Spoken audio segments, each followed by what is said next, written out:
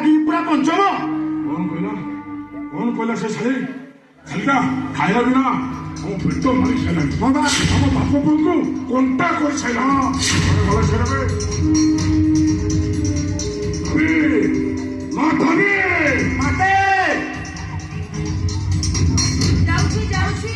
ଶାଳୀଟା ଆସିଲେ ତା ଗୋଟେ ଥଣ୍ଡା ଲଗେଇଛି।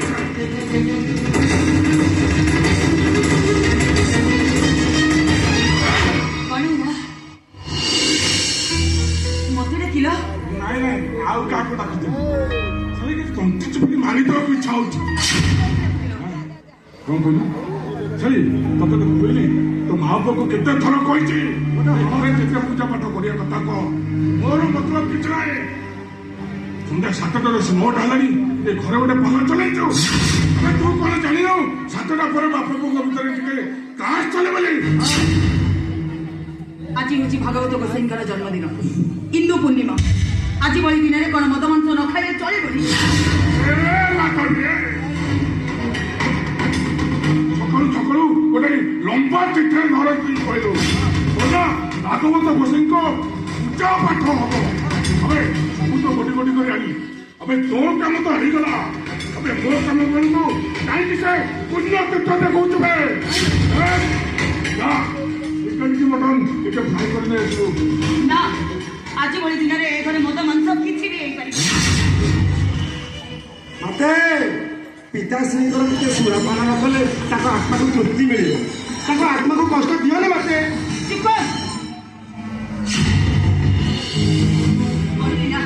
ଆଜି ଇନ୍ଦୁ ପୂର୍ଣ୍ଣିମା, ଏ ଘରେ ମଦ ମାଂସ କିଛି ହେଇପାରିବନି। ଭାଗବତ ଗୋସାଇଙ୍କର ପ୍ରସାଦ ପାଇବା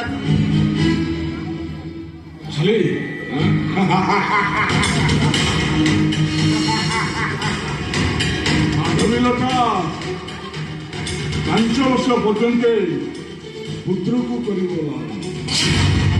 16 ବର୍ଷ ହେଲେ କରି ପୁତ୍ର କଣ ଏକଥା କହିଛନ୍ତି ମୁନି ଋଷିଗଣ। ଆଜ୍ଞା ପିତାଶ୍ରୀ ନନ୍ଦଲାଲ ଭାଗବତ ଏଠି ମତେ କହିଲା ସଂସାରେ ଥିବୁ ଯେତେ ଦିନ ଗୋବିନ୍ଦ ଗୋବିବୁ କାମିনী ଗୋବିନ୍ଦ କିଛି ଖାଇବୁ ବାପ ଧନ ଗୋବିନ୍ଦ ଏବେ ସରିବ ବାପ ଧନ ଗୋବିନ୍ଦ ପର ଧନରେ ମନ ଗୋବିନ୍ଦ ଗୋବିନ୍ଦ ଗୋବିନ୍ଦ ଗୋବିନ୍ଦ ମଧୁ କରୁଛି ମହକରନ୍ଦ ହରିବଲ। ମଦ ମାଂସ ଦେଖେଇଲି ଭିଡିଓଟା କରୁଛି। ଏମିତି ତା ଚୈତନ୍ୟ କାଟି ସେ ମଦ ମାଂସ ଖାଆରେ ଧର୍ମ ରହିବନି। କରୁଛି ବଡ ବଡ ସ୍କୁଲ କି ଧର୍ମ କରୁଛ? କରିବ ମାନେ କର ତଣ୍ଟି ଜୀବିତ ଶୁଦ୍ଧ ଆଦାୟ। ଭାଗବତ ଗୋସାଇଙ୍କର ମନ୍ଦିର ତଳି ତମେ ମଦ ମାଂସରେ ବୁଡ଼ି ରହୁଛ। ବ୍ରାହ୍ମଣ ହେଇ ଚଣ୍ଡାଳ କର୍ମ କରୁଛ।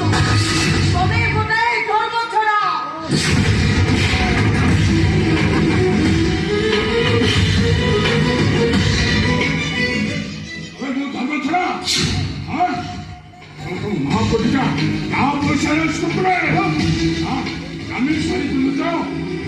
ସରୁ ଅରୁଣାଚଳ ଭାତ ପୁରୀ ଡାଲି କରି ଡାଲି ନହେଲେ ତଣ୍ଟିରେ ଭାତ କରୁନି।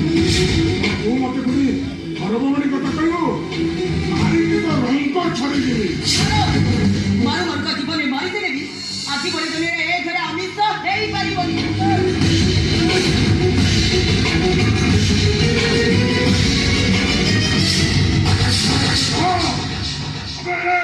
କେଶବ ବଡ଼ କୁଣ୍ଡା ମୁହଁ ଉପରେ ଜବାବ ଛାଡ଼ିବେନି। ଶାଳୀକୁ ଜିଅନ୍ତା ଫାଡ଼ିଦେବେ।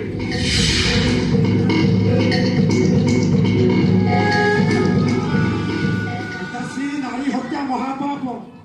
ମାତାଶ୍ରୀଙ୍କର ପୁଣ୍ୟ ବଳେ ତମେ କରିବ ଭାବଜ। ପିତାଶ୍ରୀ ଆଜି ଶାକାହାରୀରେ କାମ ଚଳିବ, ନୋ ଟେନସନ୍।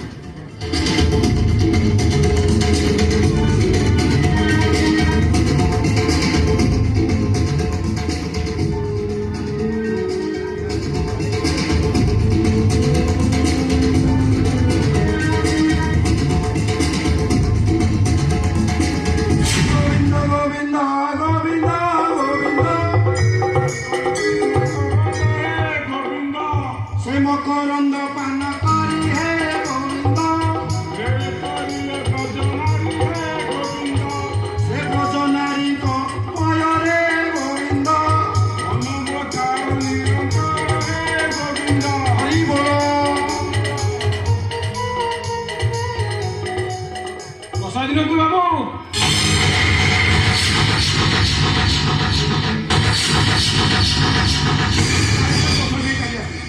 ନୁହେଁ ଏ ମଧ ସାଗରେ ମହାପ୍ରଭୁଙ୍କ ମହାପ୍ରସାଦ ଘୋର ପାପ ବର୍ଷକର 12 ମାସ ଶ୍ରେଷ୍ଠ ପୂର୍ଣ୍ଣିମା ଭଗବତ ବର୍ଷିକ ଜନ୍ମତିଥି ହିନ୍ଦୁ ପୂର୍ଣ୍ଣିମା ଏଭଳି ଦିନରେ ମଦ ପିଉଛ ପୁରାଣିକ ପାପ କେମିତିଆ ଜିନିଷ ଜାଣିଛୁ କିବେ ଏବେ ଏଠି ଆଇ ଆମକୁ ବାଧା ଦେବା ମହାପାପ ଆତ୍ମା ଯାହା କହିଲା ସେଇଆ କର ଆତ୍ମା କହିଲା ଆମକୁ ସୁରାପାନ କରିବ ଆମେ ସୁରାପାନ କଲୁ ପୂଜା ପାଠ କଲୁ ଦକ୍ଷିଣା କେତେ ତାକୁ ନବ କହ ଦକ୍ଷିଣା ନେଇ କରି ଦକ୍ଷିଣ ନେଇ ଚୁପଚାପ ଚାଲିବା ଦାମୋଦର ପୁରୀ ତ ଦକ୍ଷିଣ ପାଇଁ ଭାଗବତ ବିଷୟକୁ ପୂଜା କରେନି ବାବୁ ଭାଗବତ ବିଷୟକୁ ପୂଜା କରେ ଯଜମାନଙ୍କର ମଙ୍ଗଳ ପାଇଁ କଲ୍ୟାଣ ପାଇଁ ପିତୃପୁରୁଷ ଉଦ୍ଧାର ପାଇଁ ଗଙ୍ଗାରେ ଶବ ବିସର୍ଜନ କରି ଗୟାରେ ପିଣ୍ଡ ଦାନ କଲେ ପିତୃପୁରୁଷ ଉଦ୍ଧାର କରିବ ତମ ଭଳି ପାପୀର ଠାରୁ କେବେ ବି ପିତୃପୁରୁଷ ପିଣ୍ଡ ପାଇବେନି ବାବୁ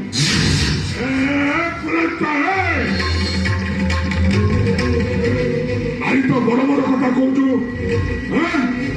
ଶୁଣ ଲକ୍ଷ ଲକ୍ଷ ଟଙ୍କା ଖର୍ଚ୍ଚ କରି ଭାଗବତ ଗୋଷୀଙ୍କ ମନ୍ଦିର ତିଆରି କରୁଛି ପ୍ରତିଦିନ 1000 ଟଙ୍କାରେ ଭୋଗ ଲଗାଉଛି ଏଇଟା କଣ ବୁଝିଲ ତମେ ଆମର ଜନ୍ମ ହୋଇ ମଦ ମାସରେ ବୁଡ଼ି ଯାଉଛ ମନ୍ଦିରରେ କାମ କରୁଛ ତମ ଭଳି ପାପି ହଜାର ମନ୍ଦିର ତିଆରି କଲେବି ସେ ମନ୍ଦିରରେ ଦେବତା ମାନେ ପୂଜା କରିବେନି ପୂଜା କରିବେ ହଁ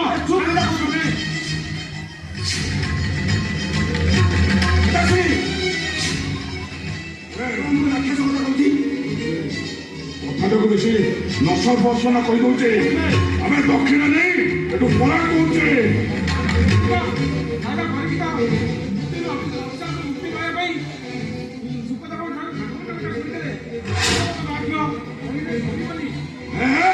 ସେ ଭାଗବତ କଥା ବନ୍ଦ କରିବେ ଦକ୍ଷିଣ କରିଯା